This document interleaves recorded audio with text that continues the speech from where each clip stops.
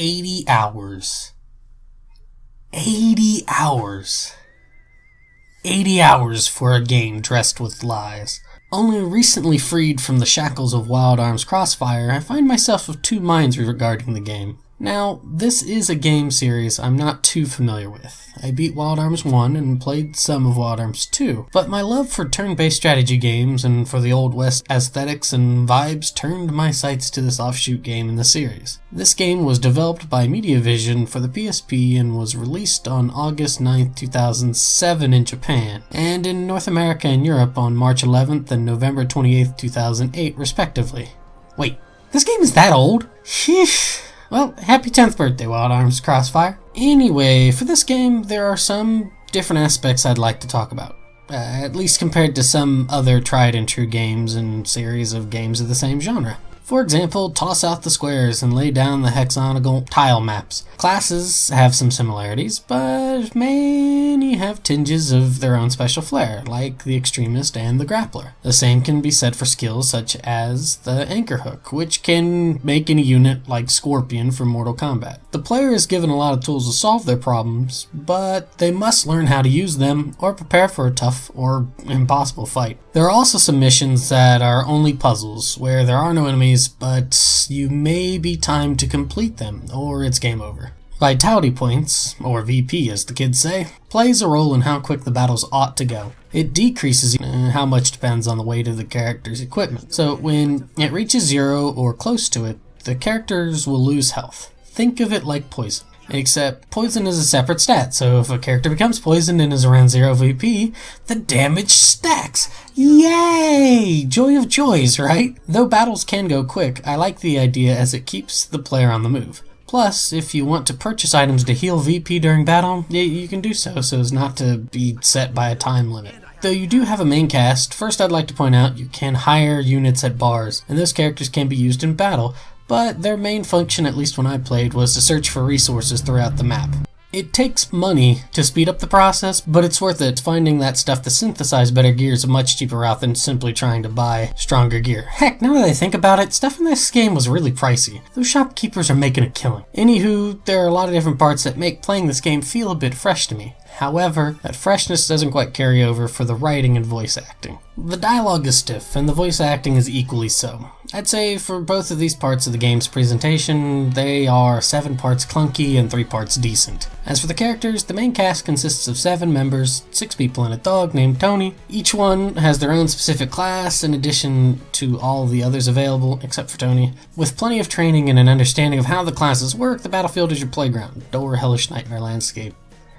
Yay, depending on how you put it all together. I will say this, for the protagonists, they are quite stiff, despite having distinctive characteristics about themselves. The way the dialogue is written and delivered does them no favors either. That said, the villains, well, at least some of them are better put together. So what's going on in this game? Well, it has themes that are staples to the series. One such example is Filgaia is dying. So in Wild Arms Crossfire, the main character Clarissa and her friend Phileas are searching for a way to save the planet. Now, Clarissa believes, for whatever reason, a sword her mother used is the key to solving the problem. Problem is that an individual named Rupert has killed Clarissa's mother and has taken the sword for his own. So when the player begins the game, they are thrust right into the middle of a confrontation between Rupert and Clarissa and Phileas. Mid-fight, Rupert flees to the kingdom of Elysius, where the rest of the game takes place. Once there, Clarissa and Phileas witness the cultural turmoil plaguing the mighty kingdom. And shortly after, Clarissa, having been told that she looks much like the princess of the kingdom who had passed away,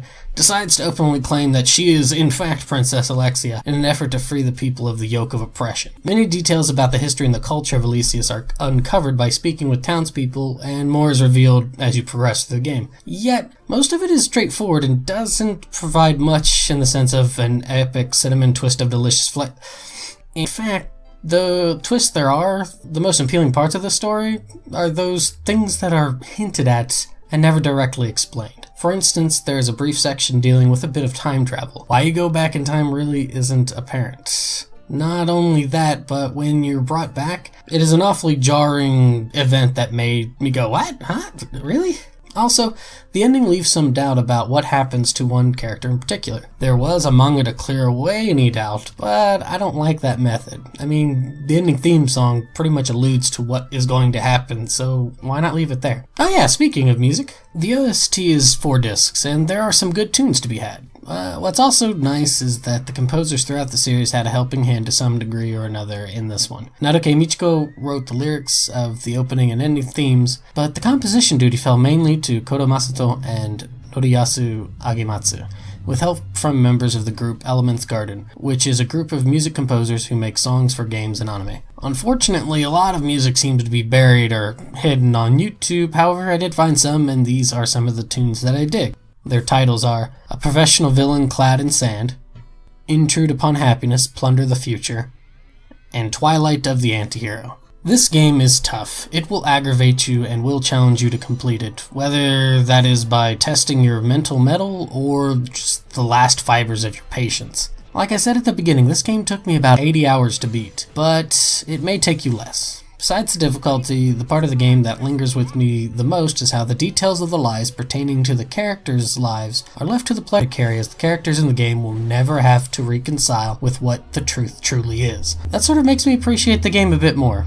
Do I recommend it? If you're looking for a little bit of a challenge in your strategy, yes. If not, I'd say avoid it. And even though the game went for a different tone than the one I was hoping for when I first plopped myself down to play it, the sentence it greeted me with is one I still greatly enjoy. Some lies are worth living. So maybe, just maybe, I enjoyed this game a hell of a lot more than I'm saying I did. Or maybe that's simply me trying to justify the 80 hours I spent playing it.